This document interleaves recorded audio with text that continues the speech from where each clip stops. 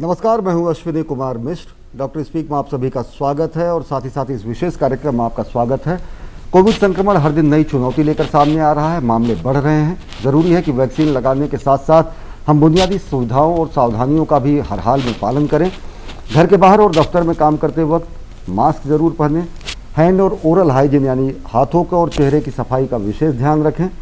आज के इस विशेष कार्यक्रम में हम बात करेंगे कि कोविड-19 में होम आइसोलेशन के दौरान किस तरीके से मरीज़ की देखभाल करें, किस तरीके से उसका उपचार करें, और साथ ही साथ हम ये भी जानेंगे कि क्या हैं सावधानियां और इस दौरान किन किन अहम बातों का ध्यान रखना चाहिए। इस बारे में आज हम इस शो में बात करेंगे और साथ ही साथ हमारे साथ सलाह देने के लिए स्पेशल डॉक्टर्स का एक पैनल भी मौजूद है। हमारे साथ डॉक्टर कुलदीप सिंह, जो कि dean academics and head of department है पीडियाट्रिक्स एम्स जोधपुर के, वो हमारे साथ जुड़ेंगे अब से थोड़ी देर में। हमारे साथ डॉक्टर स्वाति जामी, जो कि मेडिकल स्पेशलिस्ट और department of medicine Atal Bihari Vajpayee institute of medical sciences, doctor Ram Manohar Lohia hospital Lucknow, और साथ ही साथ डॉक्टर नीलाम्बर भट्ट, सीनियर फिजिशियन, ये हमारे साथ जुड़ चुके हैं। साथ ही साथ हमारे साथ जुड़ रही हमारी को एंकर प्रीति भी हमारे कार्यक्रम में जुड़ेंगी।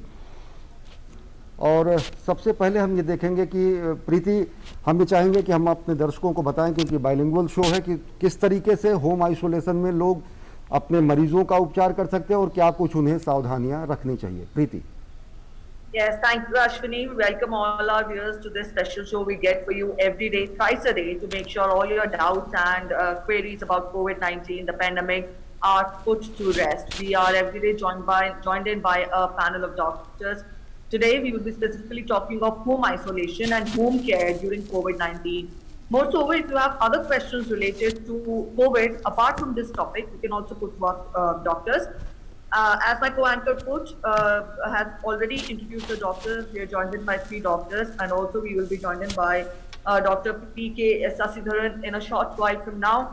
But to begin with, when we talk of home isolation, today we know how the cases are rising and how the medical system, even though the government is putting up a brave fight against COVID-19, but still the cases are rising, and because of that, the medical fraternity is advising home isolation, so much so that 80 to 85% of patients recover at home. What are the parameters which we need to take care of if we are opting for home isolation, and when is it that a person needs to see a doctor? We will discuss all this with our doctors on the panel today. To begin with, Dr. Jami, I would want you to specifically tell us the parameters which we have to enlist, which we have to take care of when we offer home isolation for a person who has tested positive. To what extent can the symptoms be cured at home? What special care is to be taken? Or for that matter, to put it in the other way around, when is it that the person needs to be hospitalized?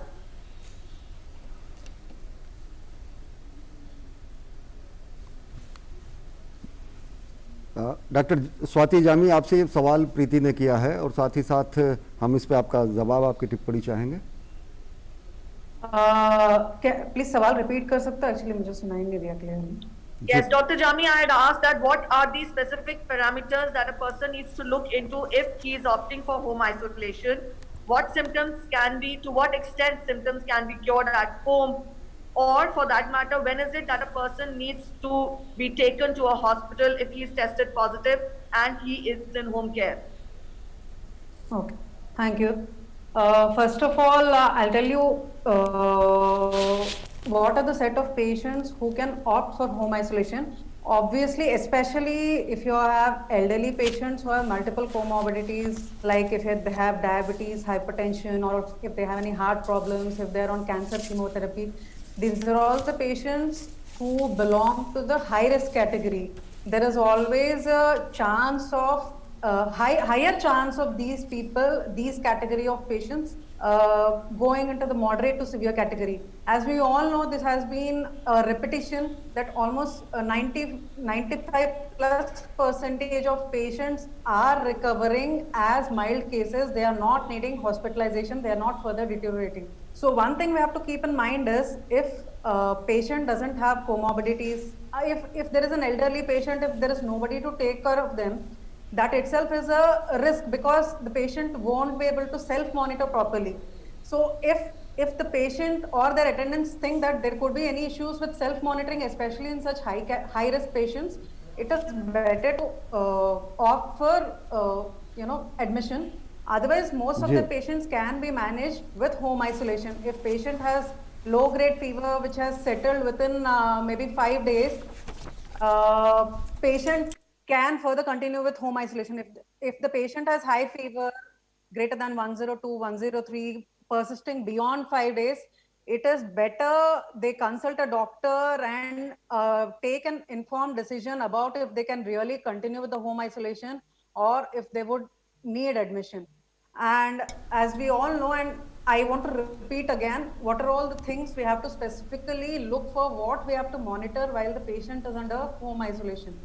First thing is temperature monitoring, because we have to know if patient, all these, whatever parameters we're monitoring us at home, it is basically to assess if patient is getting better or if the patient is clinically getting worse. So you will have to check all these parameters at least forthourly. Patient's temperature should be monitored. Patients, everybody is advised now to keep a pulse oximeter at home. So with a pulse oximeter, you can monitor the pulse and oxygen saturation also. All these things have to be monitored forthourly. And if the patient, unless until patient is not able to walk, it is preferable that patient walks for at least 6 minutes and checks the saturation. If again, see, saturation above 95% is fine.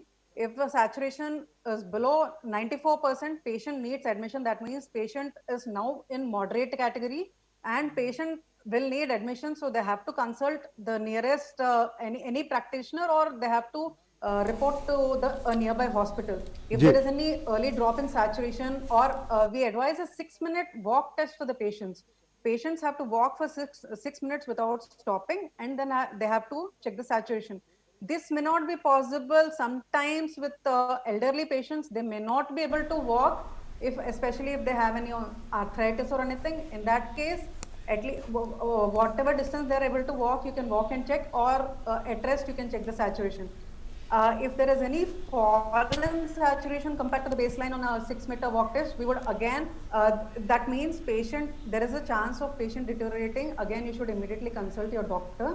Ji doctor And again, I told you, if the temperature is not settling beyond 5 days, if patient has a fever of greater than 102 or 103, beyond 5 days, patient has to again consult a doctor. And suppose patient is a diabetic, and if the sugars are uncontrolled, if the patient is having very high sugars, again that could be a criteria, might require admission depending on the assessment by the doctor. Other than all these, if patient is experiencing any extreme fatigue or any shortness of breath, that means they're not able to have a normal breathing, they might feeling breathless.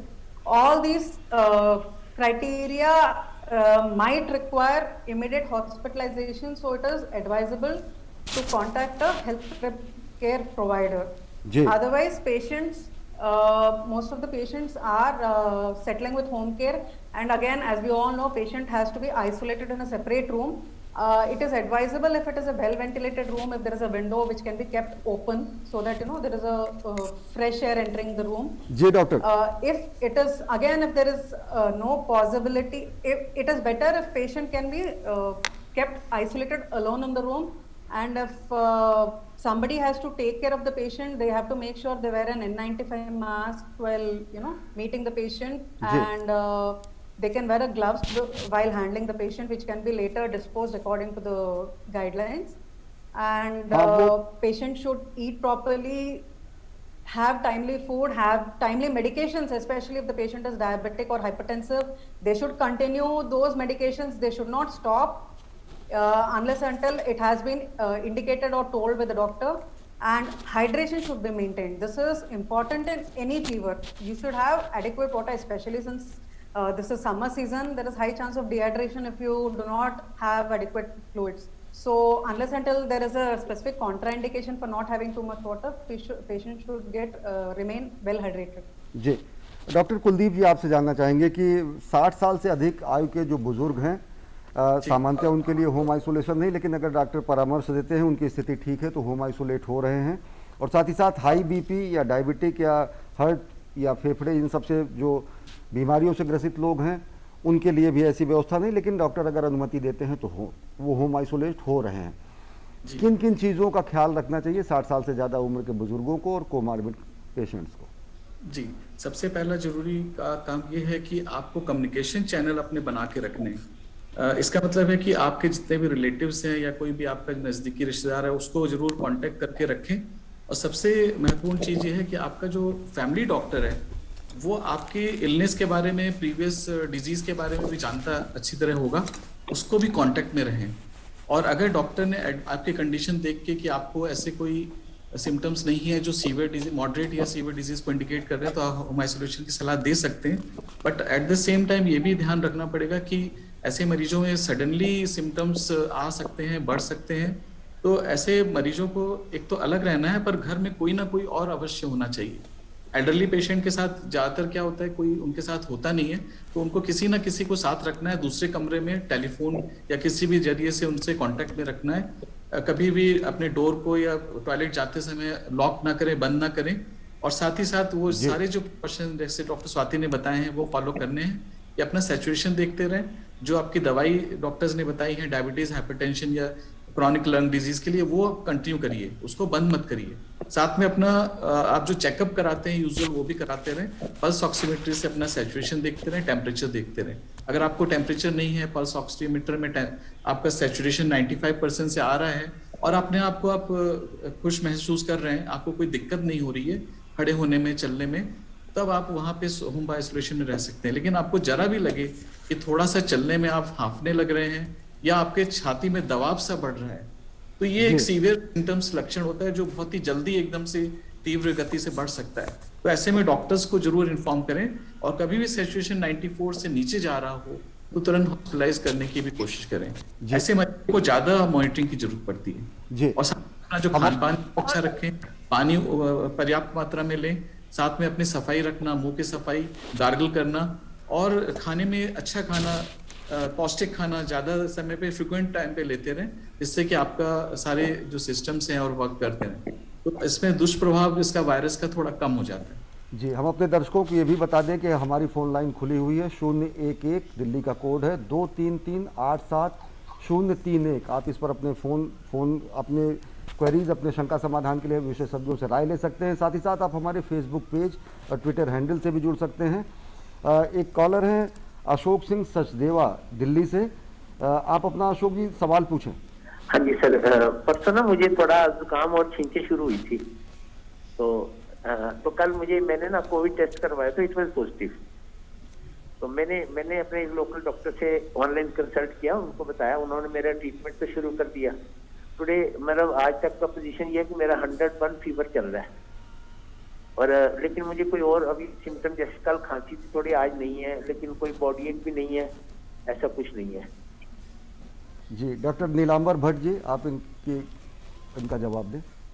हाँ सचदेवा जी, क्या आपने vaccine की dose लगवाई है पहले? वाली हुई है, और 19 अप्रैल को लगवाई थी सर। पहली डोज लगी, दूसरी डोज लगी है? दोनों ही लगी है, दोनों ही सर। दोनों ही लग गई। 19 अप्रैल के बाद आपको देखिए 14 दिन हो गए, हो सकता है आपको प्रोटेक्शन हो गया है। और कोविड पॉजिटिव जिनको दोनों डोज लगे 15 दिन ऊपर हो गया है, उसको माइल्ड डिजीज की ही संभावना है। आप इस बात से निश्चिंत हो सकते हैं कि आपको हल्का जुकाम होगा, 2-3 दिन बुखार रहेगा, लेकिन आपको जो पूरा प्रोटोकॉल है होम आइसोलेशन का वह फॉलो करना पड़ेगा, क्योंकि माइल्ड डिजीज के लिए रिकमेंडेड है। आपको कोई और कोमॉर्बिडिटीज तो नहीं, शुगर, ब्लड प्रेशर, हार्ट की बीमारी कोई? नहीं सर, नहीं, मुझे शुगर है लेकिन वो कंट्रोल में रहती है सर। मैं योगा आसन करता हूँ बकायदा 1.5 घंटा, तो इट्स अंडर कंट्रोल। ठीक है, आप शुगर की दवाइयां बंद मत करिएगा, दवाइयां सब अपनी लेते रहेंगे, और आप अपने जो प्रोटोकॉल है होम आइसोलेशन का, उसमें आप अपना सेल्फ मॉनिटरिंग करेंगे। अपना सेल्फ मॉनिटरिंग में रोज आप अपना थर्मामीटर से बुखार नापेंगे, दिन में 3 बार 4 बार 6-6 घंटे में। पल्स ऑक्सीमीटर से आप अपना SpO2 और हार्ट रेट देखेंगे, और अपने सांस की गति देख सकते हैं या नहीं देख सकते हैं, या सांस फूल तो नहीं, इस बात का ऑब्जर्वेशन रखेंगे।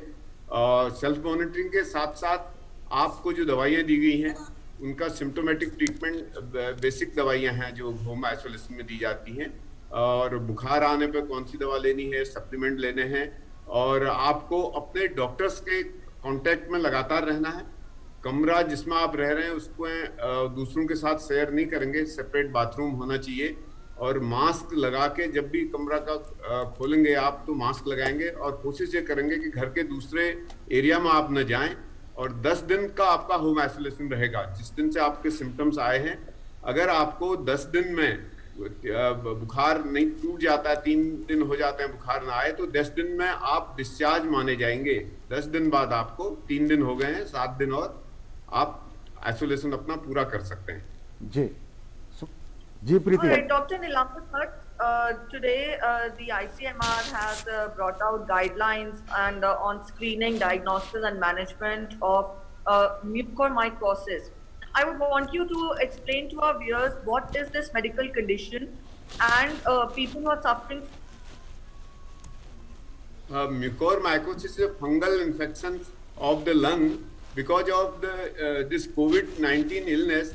The lungs are being involved in so many cases. Mild cases, usually we don't see the cases of lung involvement, but moderate to severe disease that consists of around 15% of the COVID burden, they suffer some or little illness of the lung, some sort of fibrosis is there, and airway tracts, alveoli are damaged.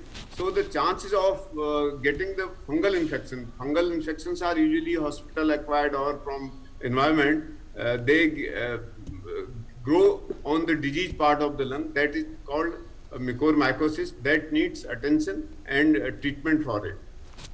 Ji doctor Swati, आपसे जानना चाहेंगे कि जिस तरीके से हमने बुजुर्गों का पूछा उसी तरीके से अगर देखें तो HIV या ट्रांसप्लांट कराने वाले मरीज या फिर कैंसर पीड़ित सामान्यतः इनको होम आइसोलेशन में नहीं रखा जाता, लेकिन डॉक्टर परमिट करेंगे तो रह सकते हैं, रह भी रहे हैं।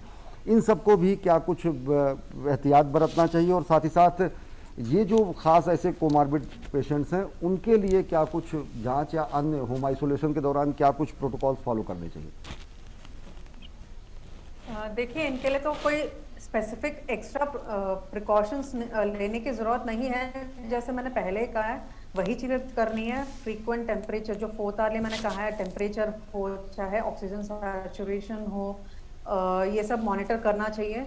कैंसर और जो हमारे बाकी डायबिटिक पेशेंट्स में तो शुगर मॉनिटर करना है। कैंसर पेशेंट में कोई स्पेसिफिक अगर होम आइसोलेशन पे रहते हैं कुछ एक्स्ट्रा मॉनिटरिंग की ज़रूरत नहीं है, बट हाँ एक छोटी सी, जैसे मैंने पहले बताया है, एक severe moderate to severe disease में जाने की एक संभावना रहती है। दैट डजंट मीन कि जो ये कैंसर पेशेंट्स हो, जो डायबिटिक्स हो, सीवियर डिजीज उनका होता ही होता है, ऐसी बात नहीं है।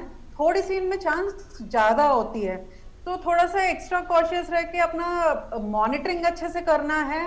और कुछ एक्स्ट्रा प्रिकॉशंस जो जैसे एक नॉर्मल एक बंदा होम आइसोलेशन पर रह रहा है उसके मुकाबले ऐसा नहीं कि बहुत ज्यादा एक्स्ट्रा प्रिकॉशंस लेनी है। जैसे मैंने कहा, डाइट और हाइड्रेशन ठीक रखना है और अपना टाइमली मॉनिटरिंग करना है। मतलब specially if they are in home isolation, हमें ये ध्यान रखना है कि कोई ना कोई केयर टेकर उनके साथ में हो, क्योंकि अचानक कोई डिटेरियोरेशन होता है, उनको हॉस्पिटल पहुंचाने के लिए कोई ना कोई होना चाहिए। ऐसा नहीं कि ये डायबिटिक या कैंसर पेशेंट्स घर में अकेले रह रहे हैं और उनको होम आइसोलेशन के लिए अलाउ कर रहे हैं, या उन 2 बुजुर्ग हैं उनमें से एक को कोई कोमोर्बिडिटीज है, उसमें कोई किसी को अगर हॉस्पिटल नहीं ले जा पाएंगे तो ऐसा एडवाइस नहीं दे सकते कि दोनों ही वो होम आइसोलेशन पे रहे। We have to make sure, specially in patients के साथ कोई ना कोई घर पे केयर टेकर हो, ताकि क्योंकि कोई भी अगर जरा सी भी डिटेरियोरेशन होती है तुरंत वो रिपोर्ट कर पाए। क्योंकि एल्डरली होते हैं, उनमें जरूरी नहीं है बुखार डिटेरियोरेट हो, बुखार मतलब ज्यादा तेज हो जाए या सांस फूलने लग जाए या छाती में दर्द हो जाए, केवल यही सिम्टम्स आना जरूरी नहीं है। खासकर क्योंकि एल्डरली में स्पेशली अगर आप देखोगे या किडनी पेशेंट्स में, सब में ना थोड़ा सा ये खाना पीना भी कम कर देते हैं, जैसे ही कुछ बीमारी होते हैं। हो सकता है थोड़ी सी गफलत वगैरह में चले जाए, डल हो जाए, सटल चीजें, ये सटल जो साइंस है कई बार वो पिकअप नहीं होती, सोचते हैं केवल बीमारी है, हो सकता है इसलिए डल हो रहे हो, बट हो सकता है ये एक्चुअली डिटेरियोरेट हो रहे हो। तो ये बहुत बारीक चीजें हैं जो कई बार घर पे रह के नोटिस नहीं कर पाते घर वाले।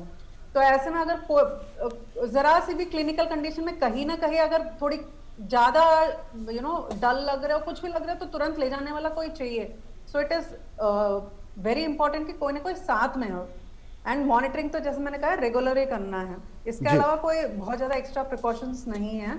And they have to continue the medications, जैसे मैंने पहले कहा था, चाहे कैंसर मेडिकेशंस अगर वो ले रहे हैं तो they have to consult a doctor कि कैंसर मेडिकेशंस क्या क्या है, क्या क्या कंटिन्यू करना है, क्या नहीं करना है। So this has to they have to make sure कि जो उनके ट्रीटिंग डॉक्टर हैं उनको पक्का वो कंसल्ट करे कोविड पॉजिटिव डायग्नोस होते ही, जी। सो दैट वो एक अगेन डिसीजन ले पाए कि दे कैन कंटिन्यू या उनको जाके भर्ती होना है। जी, हमारे दर्शक एक जुड़ चुके हैं, राजकुमार राम कोलकाता से। राजकुमार जी, आप अपना सवाल पूछें।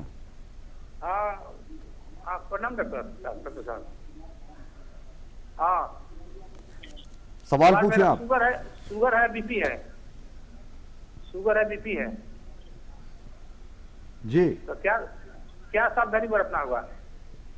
आप कोविड पॉजिटिव हैं? ना, कोई पॉजिटिव नहीं है। अच्छा, एहतियातन क्या कुछ डॉक्टर कुलदीप जी बताएं। जी हाँ, ये आप एक हाई रिस्क कैटेगरी में आते हैं। अगर आपको शुगर और ब्लड प्रेशर है तो सबसे पहली बात तो ये है कि अपने शुगर को कंट्रोल रखें। जो आपकी दवा आपके डॉक्टर ने बताई है वो नियमित रूप से लेते रहें। उसी तरह ब्लड प्रेशर की दवा भी अपने लेते रहें और चेक करते रहें कि आपका ब्लड प्रेशर कंट्रोल है। साथ में जो सावधानियां हम लोगों ने बताई हैं, सबसे पहले फेस मास्क लगा के रखिए, क्योंकि आप हाई रिस्क हैं तो फेस मास्क हमेशा ट्रिपल लेयर सर्जिकल मास्क आप लगा के रखें और कहीं भी घर से बाहर ना निकले। जो भी है, बाहर से अगर कोई चीज आती है तो भी उसको हैंड वॉश कर लें और उसको लेने के पहले आप अच्छी तरह धो लें।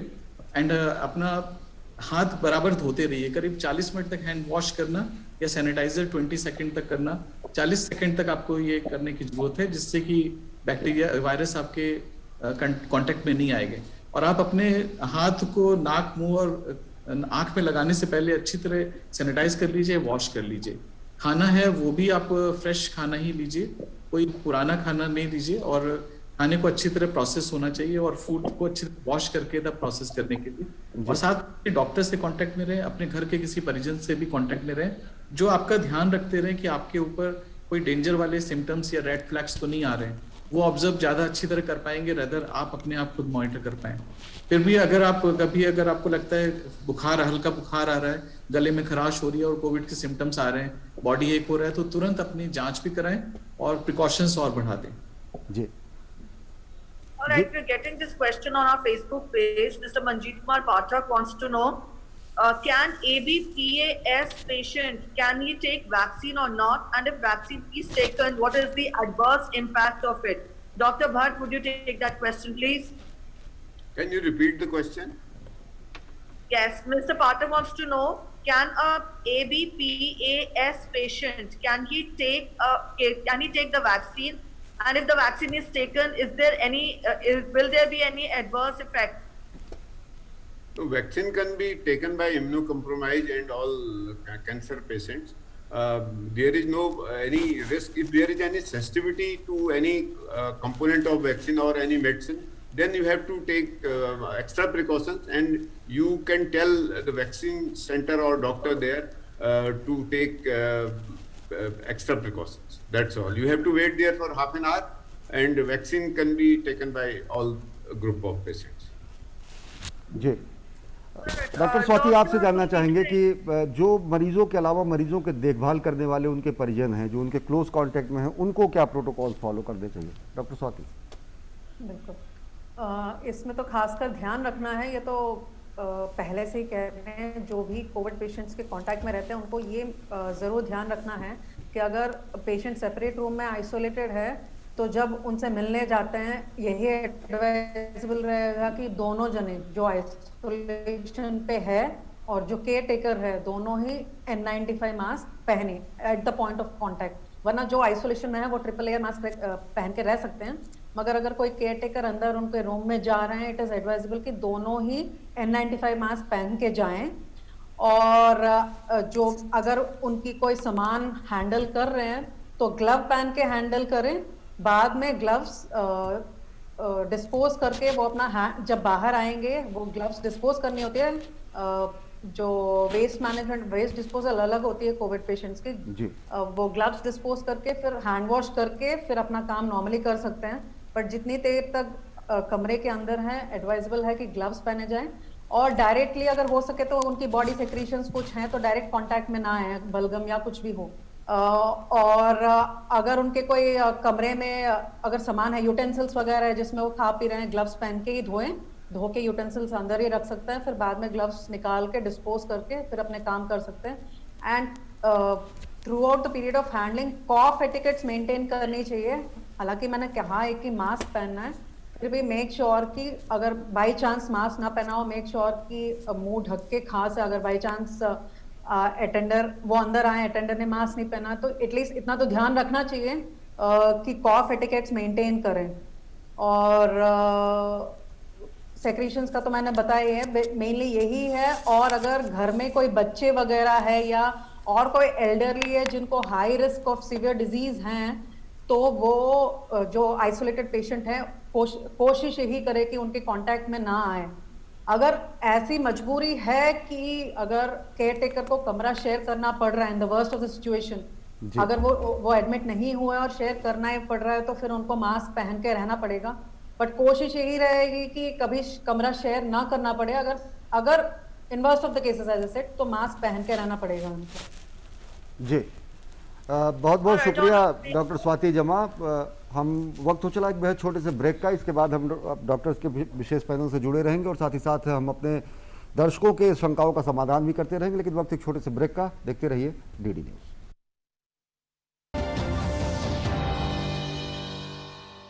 घर की सारी चीजें महंगी हो जरूरी है, उम्दा हो बहुत जरूरी है, लेकिन घर का जो सीमेंट है ना वो बहुत उम्दा होना चाहिए। जैसे वंडर सीमेंट, भाई उसकी क्वालिटी और टेक्नोलॉजी के चर्चे हैं वर्ल्ड में। आप हमारे घर कॉन्ट्रैक्ट ले लीजिए। मैं कॉन्ट्रैक्टर नहीं, वकील हूँ।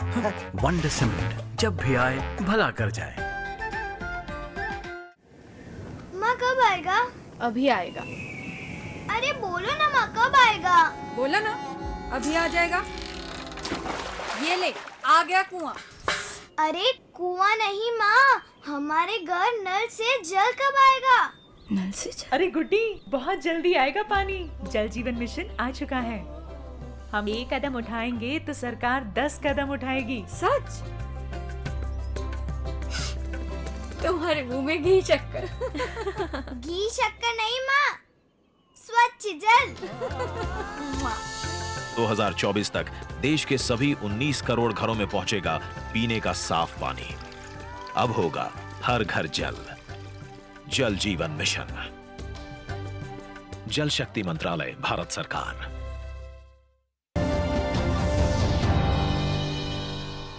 ब्रेक के बाद आप सभी का स्वागत है। हम बात कर रहे हैं कि आज कोविड संक्रमण के बाद कैसे रहें होम आइसोलेशन में, कैसे होम आइसोलेशन के दौरान केयर करें, कैसे करें उपचार। हमारे साथ विशेषज्ञ पैनल मौजूद, हमारे साथ जुड़े हैं डॉक्टर कुलदीप सिंह जो कि dean academics and head of department of paediatrics AIIMS Jodhpur से हैं। हमारे साथ जुड़े हैं डॉक्टर नीलांबर भट्ट जो कि सीनियर फिजिशियन हैं, और साथ ही साथ हमारे साथ जुड़ चुके हैं डॉक्टर पीके शशिधरन जो कि former dean and head of department of medicine Calicut medical college Kerala से हैं। आप तीनों खास मेहमानों का स्वागत है इस विशेष कार्यक्रम में। डॉक्टर कुलदीप सिंह जी, इससे पहले हम चर्चा कर रहे थे कि किस तरीके से जो होम आइसोलेशन में पेशेंट्स रह रहे हैं, उनके जो तीमारदार हैं, जो उनके कांटेक्ट में रहने वाले लोग हैं, वो क्या प्रिकॉशन लें।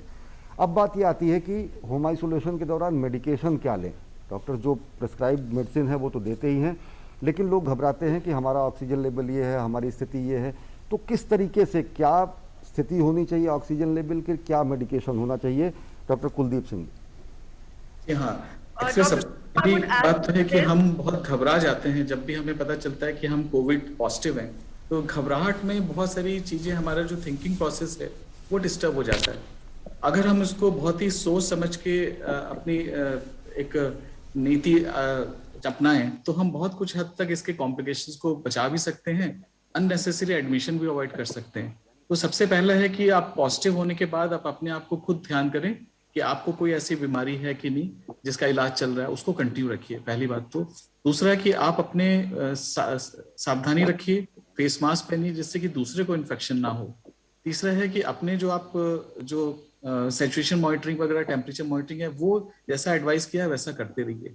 चौथा, आप अपने जो स्टेट हेल्थ ऑफिसर्स जो रिकमेंड करते हैं और एक व्हाट्सएप ग्रुप बना देते हैं कि उसमें आप अपना सुबह शाम अपना सैचुरेशन को और टेम्परेचर को मार्किंग भेजते रहिए, या कोई सिम्टम्स है तो आप भेजते रहिए। अगर आपको हल्का मामूली बुखार है तो ज्यादा पैरासिटामोल से अधिक कोई जरूरत नहीं पड़ती है। 3 दिन में ज्यादातर मरीज ठीक होने शुरू हो जाते हैं, फीवर कम हो जाता है। लेकिन अगर 3 दिन से ज्यादा, 4 दिन से ज्यादा या 102 से ऊपर बुखार रहता है और साथ में गले में दर्द बढ़ता है या आपको सांस लेने में दबाव महसूस होता है या चलने फिरने में दिक्कत आने लगती है, आप अपने टॉयलेट भी नहीं जा पाते, तो ये एक मॉडरेट टू सीवियर कंडीशन होती है।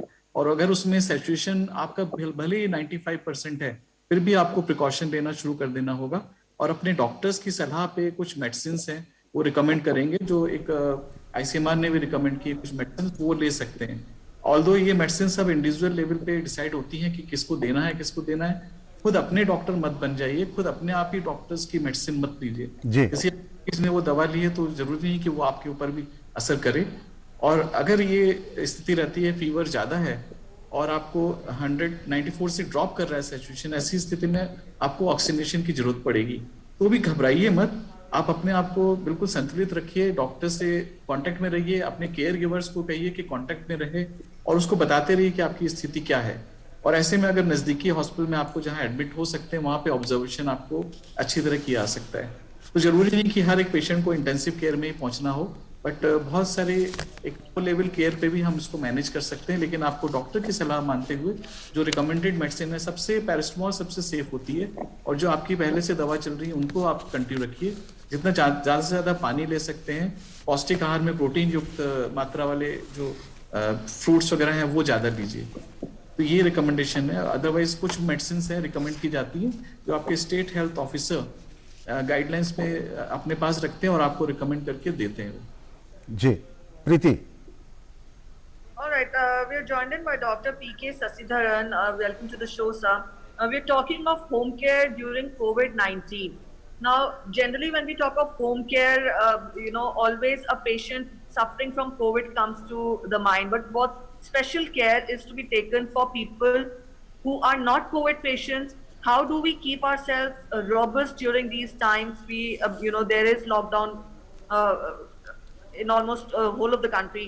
Even though we are inside our homes within the four walls, what special precautions can we take to keep ourselves safe? There are behavioral changes that have to be adopted, safe distancing, hands have to be properly washed, sanitization has to be done. I would want you to put into perspective for us how important are these, repeatedly this has been reinforced time and again to follow these 3 rules.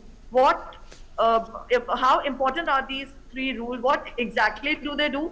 And also, how do people who are not COVID patients, how do they keep themselves safe in home care? Thank you. Before answering that, I think we must know who are the people who get into problems after getting COVID infection. We must know that 90% do not even have symptoms. And those who develop symptoms have some commonalities in them. That is, those who are overweight or obese, and those who are deficient in several vitamins.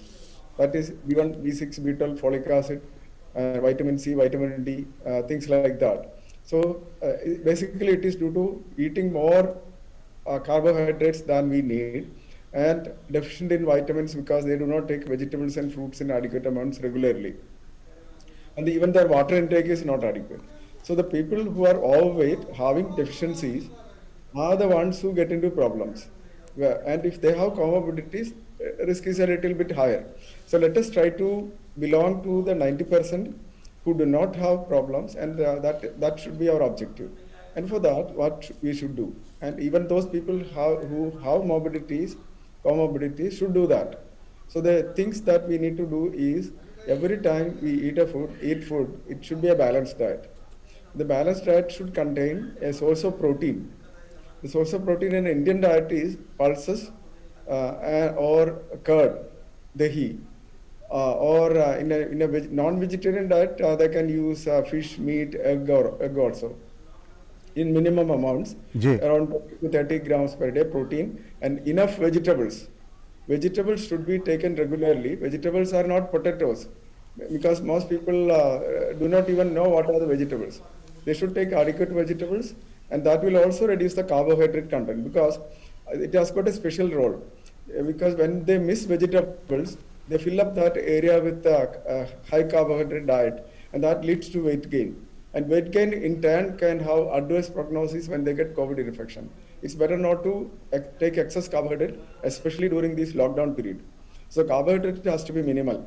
And carbohydrate means all the cereals like rice, wheat, or ragi, all those things, millets including. And the carbohydrate has to be minimal. Even the roots and tubers are carbohydrates only. So the carbohydrate intake has to be restricted. Vegetables have to be increased. Fruits has to be regularly taken. And one source of protein, which I told, pulses or egg, fish, meat or egg or curd or mushroom also. Then adequate water. And the food intake has to be maximum 3 times a day only, not more than that. They should avoid all the snacks because eating during this lockdown period, most people end up eating more and put on weight. And I have seen patients gaining weight from 2 kilograms to 22 kilograms. In fact, they have increased their risk of getting problems after getting COVID. That should not happen. And to avoid weight gain, I can give some certain simple tips. Never eat more than half the capacity of the stomach. Never eat more than 3 times a day. If possible, one can, especially during this lockdown period, you can have a 12-hour of fasting. The last meal of the day can be before 7 o'clock, so that there is a 12-hour gap between the next meal. And that will also help in reducing the weight. But every time the meal has to be balanced. And adequate water intake has to be ensured because decreased water intake can lead to problems like blood clotting. And then oral hygiene is equally important because many of them who get COVID get secondary infection, bacterial infection. That can be prevented by good oral-dental hygiene. जी, doctor Nilambar भी हमारे साथ जुड़े हुए हैं। Doctor Nilambar, आपसे जानना चाहेंगे कि होम आइसोलेशन में वो कंडीशंस क्या हैं, अलार्मिंग कंडीशंस क्या हैं तब जबकि किसी पेशेंट को भर्ती होने के लिए कोशिश करनी चाहिए, और वो क्या कंडीशंस हैं कि वो रश ना करें, ऑक्सीजन लेवल कहाँ तक रहे, वो अपने को मेंटेन कर सकते हैं, या फिर और कंडीशंस क्या रहें, क्योंकि होम आइसोलेशन में सबसे ज़्यादा लोग ये सोचते हैं कि हमारा ऑक्सीजन लेवल सडन डिप ना हो जाए। जी, होम आइसोलेशन में 80 से 85% तक जो बर्डन है उसको ट्रीट किया जा सकता है, जो हमारे पास डाटा उपलब्ध है।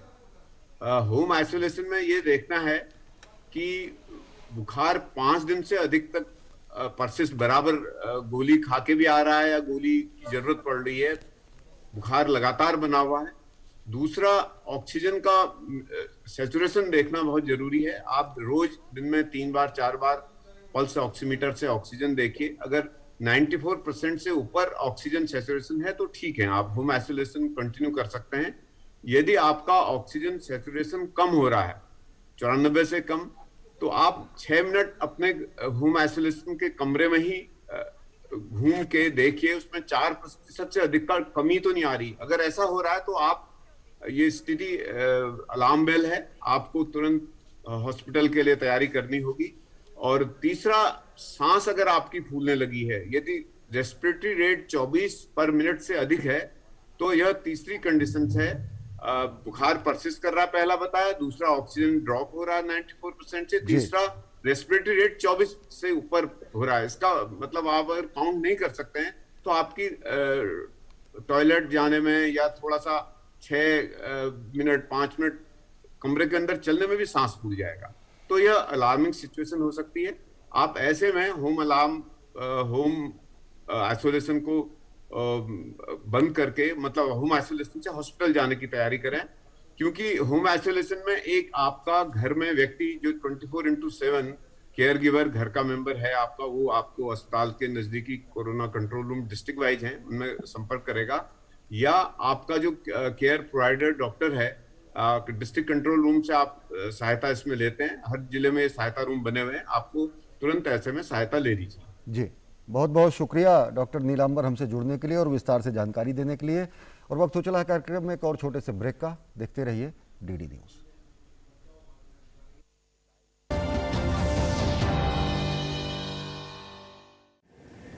माँ कब आएगा? अभी आएगा। अरे बोलो ना माँ, कब आएगा? बोला ना, अभी आ जाएगा। ये ले, आ गया कुआं। अरे कुआं नहीं माँ, हमारे घर नल से जल कब आएगा? नल से जल? अरे गुड्डी, बहुत जल्दी आएगा पानी। जल जीवन मिशन आ चुका है। हम एक कदम उठाएंगे तो सरकार 10 कदम उठाएगी। सच? तुम्हारे मुंह में घी शक्कर। घी शक्कर नहीं माँ, स्वच्छ जल। 2024 तक देश के सभी 19 करोड़ घरों में पहुंचेगा पीने का साफ पानी। अब होगा हर घर जल। जल जीवन मिशन, जल शक्ति मंत्रालय, भारत सरकार। पढ़ता है, खेलता है, झूलता उछलता है, दौड़ता कभी कभी दौड़ कराता है, आगे आगे बढ़ता है इंडिया, अमूल दूध पीता है इंडिया। ब्रेक के बाद आप सभी का स्वागत है। हम बात कर रहे हैं कि कोविड संक्रमण की स्थिति में होम आइसोलेशन में कैसे करें इलाज, क्या कुछ रखें सावधानियां। हमारे साथ तीन खास मेहमान जुड़े हुए हैं। हमारे साथ है डॉक्टर कुलदीप सिंह, हमारे साथ है डॉक्टर स्वाति जमी, और साथ ही साथ हमारे साथ है डॉक्टर PK शशिधरन, और हमारे साथ हैं हमारी को anchor Preeti, over to you. Thank you, Ashwini. We're getting questions on our Facebook page. Dr. Kuldeep, one of our viewers, Mr. Sunil Kumar wants to know what is the status of vaccination for children, and specifically in this second wave of the virus, we see that children are getting infected to a large extent.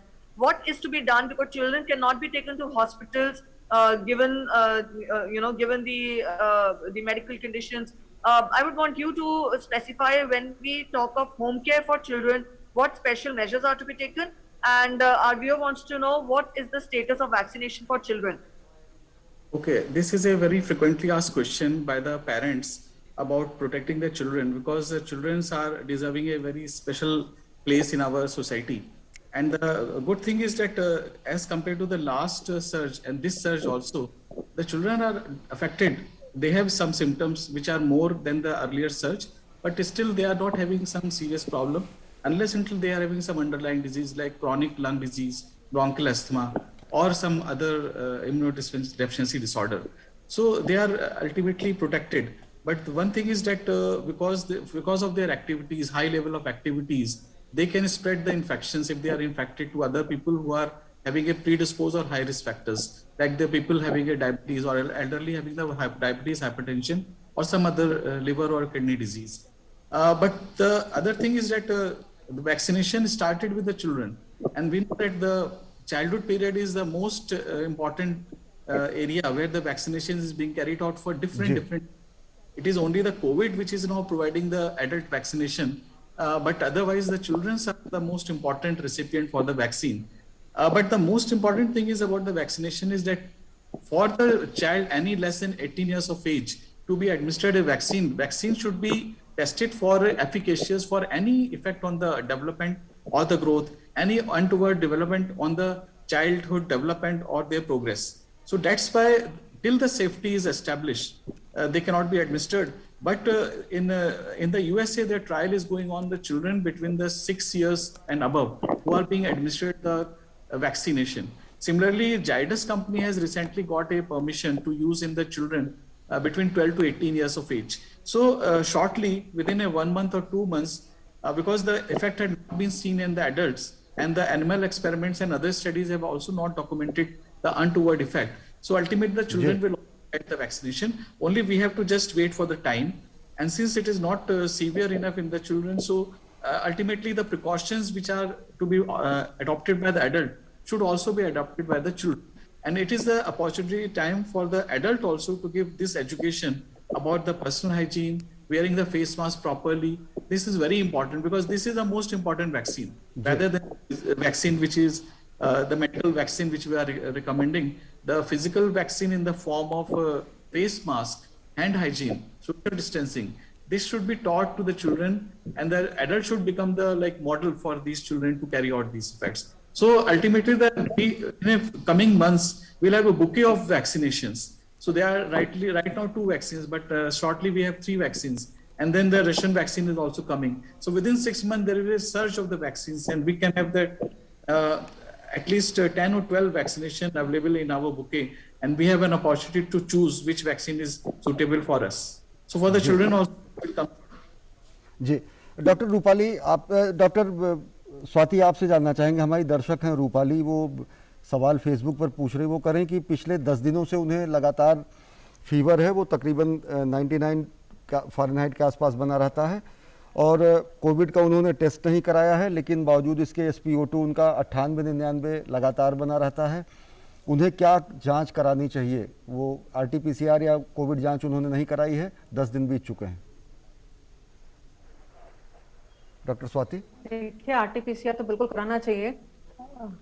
हाँ जी, RT-PCR तो बिल्कुल कराना चाहिए। अब मुझे ये नहीं समझ आ रहा कि 9-10 दिन तक अभी तक इन्होंने कोई इन्वेस्टिगेशन क्यों नहीं कराया, क्योंकि खासकर अभी सबको पता है कि ये पैंडेमिक इतना ज्यादा फैला हुआ है। ऑलमोस्ट इस टाइम पे जो भी बुखार है इनवेरेबली कोविड ही निकल के आ रहा है। तो सबसे पहले तो उनको कराना चाहिए अभी, बल्कि 9-10 दिन हो गए हैं। इतने दिनों बाद अभी थोड़ा सा इस पे भी डाउट है कि अब इनका RT-PCR पॉजिटिव आया नहीं आया, आएगा नहीं आएगा, क्योंकि इतने दिनों बाद जरूरी नहीं है वो पॉजिटिव आए। तो फिर भी आई एडवाइस कि एक बार ये RT-PCR करा लें और जो भी नियरेस्ट हेल्थ केयर प्रोवाइडर हैं उनसे एक बार कंसल्ट कर लें।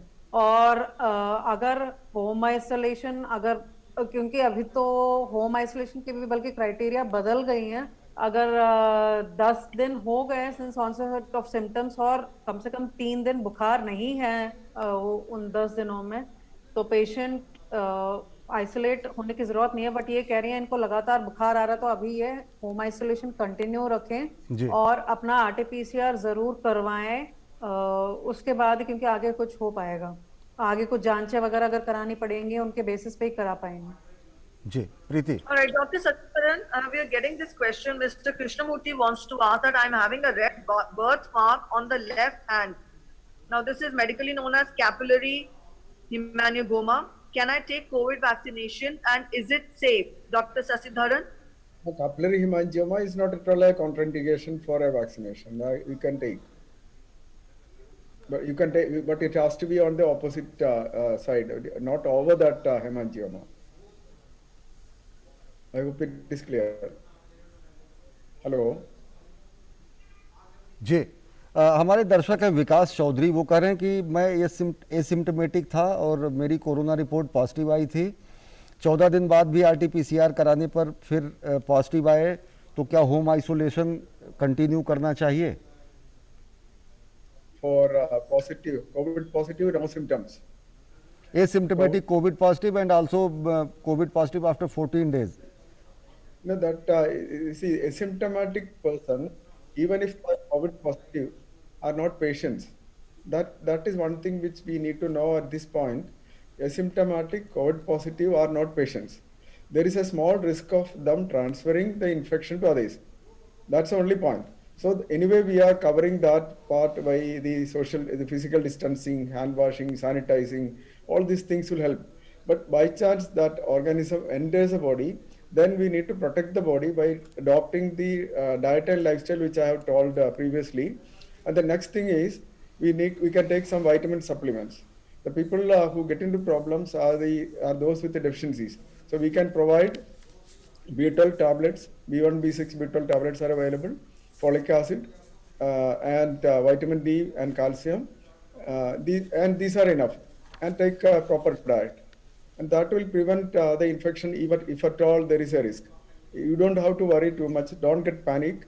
It will get over. Actually, too much of panic is creating more problems now than the COVID itself. If you take care of, nothing will happen. I hope it is clear. Ji Preeti.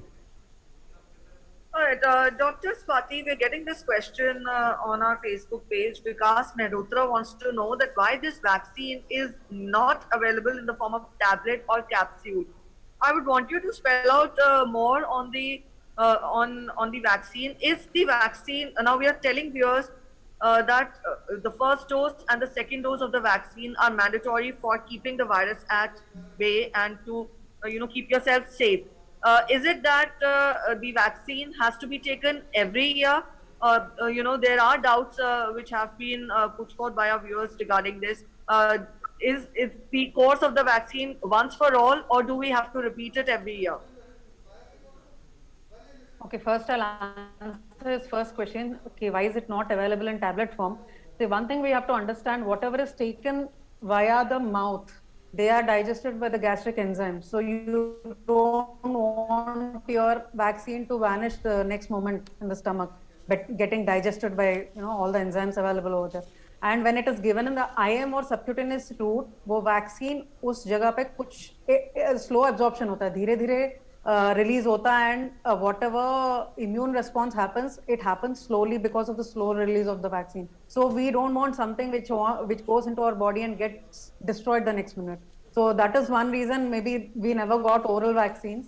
And in fact, we have polio देते हैं orally, but it is not necessary all vaccines could come under this one. Maybe future में हमें मिल जाए COVID का. Right now we don't have, because the development of vaccine is a very complicated process. It goes at multiple levels. So let's hope maybe future we'll get a oral form.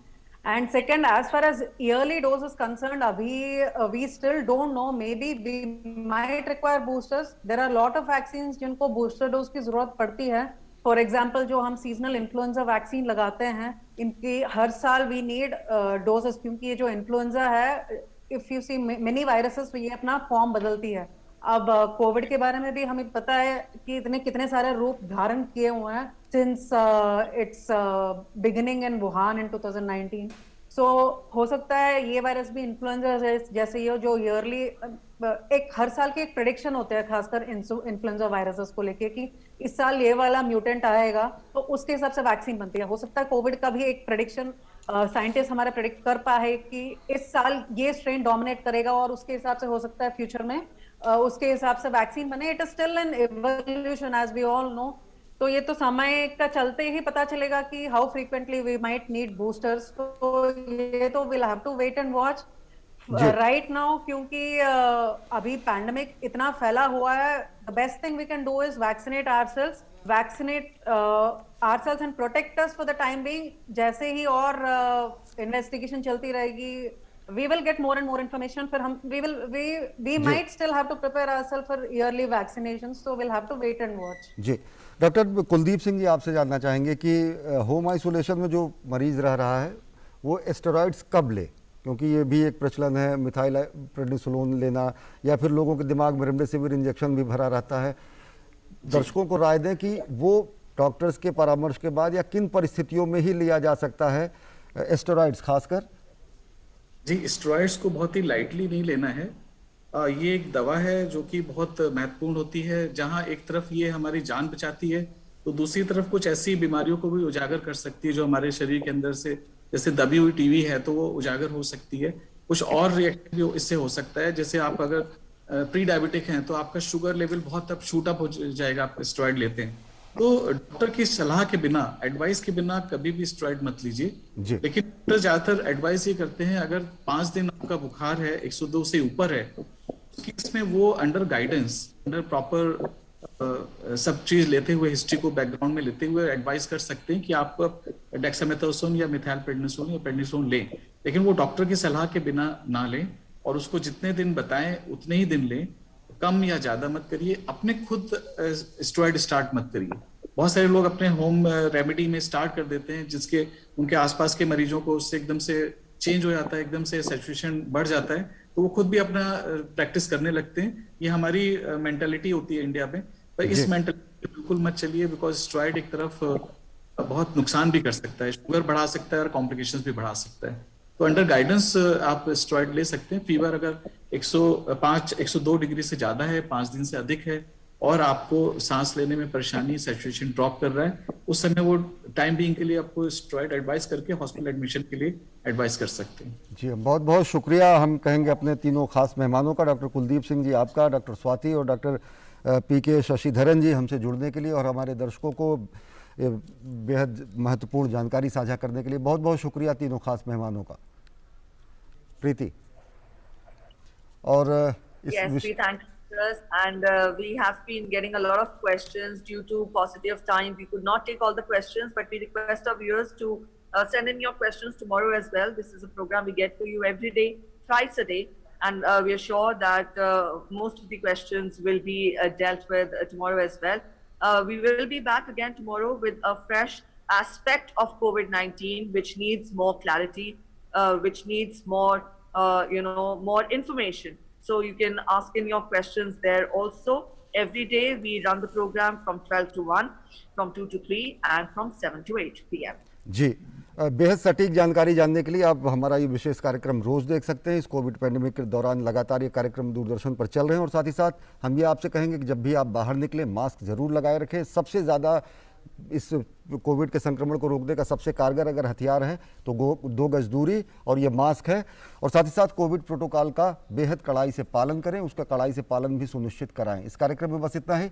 देश और दुनिया की ताज़ा तरीन खबरों के लिए देखते रहिए DD न्यूज़। नमस्कार।